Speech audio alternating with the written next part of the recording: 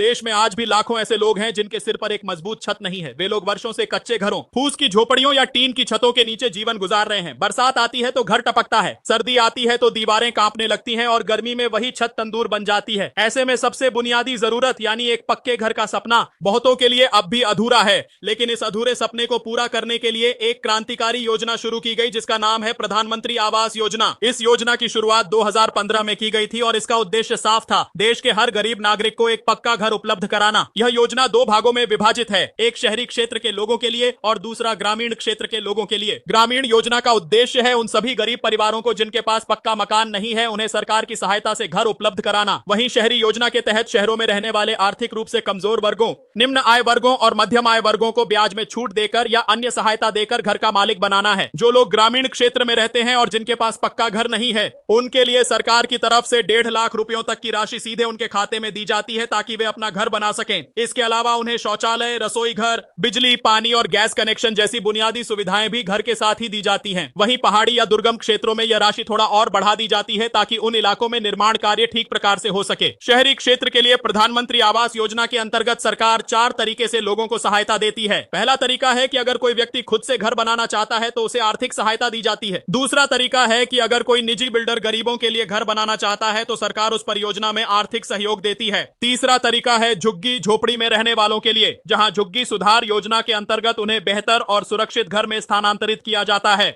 और चौथा तरीका है कि जिन लोगों की आय मध्यम वर्ग में आती है उन्हें बैंक से मिलने वाले होम लोन पर ब्याज में भारी छूट दी जाती है। यदि कोई व्यक्ति आर्थिक रूप से कमजोर वर्ग से आता है और उसकी वार्षिक आय 3 लाख रुपए से कम है तो उसे इस योजना के अंतर्गत सबसे अधिक सहायता मिलती है। निम्न आय वर्ग, जिसकी वार्षिक आय 6 लाख रुपए तक होती है, उसे भी सहायता दी जाती है। मध्यम आय वर्ग के लोग जिनकी आय 12 लाख से 18 लाख रुपए तक होती है, उन्हें भी सरकार की तरफ से होम लोन पर ब्याज में छूट दी जाती है। यह छूट किसी सामान्य योजना से कहीं अधिक है और इसका लाभ 20 वर्षों तक लिया जा सकता है। अगर आप एक ग्रामीण नागरिक हैं, आपके पास पक्का घर नहीं है और आप निर्धनता की रेखा के नीचे जीवन गुजार रहे हैं तो यह योजना आपके लिए एक सुनहरा अवसर है। यह सिर्फ एक योजना नहीं बल्कि एक जीवन बदलने वाला अवसर है जो आपको गरीबी की चादर से बाहर निकालकर सम्मान और आत्मनिर्भरता की ओर ले जाता है। प्रधानमंत्री द्वारा इस योजना के अंतर्गत वर्ष 2022 तक हर गरीब को घर देने का लक्ष्य रखा गया था, लेकिन महामारी और अन्य कारणों से यह कार्य थोड़ी देर से पूरा हो पाया। अब इस योजना को 2025 तक विस्तारित कर दिया गया है ताकि जो लोग अब तक छूट गए हैं उन्हें भी इसका लाभ मिल सके।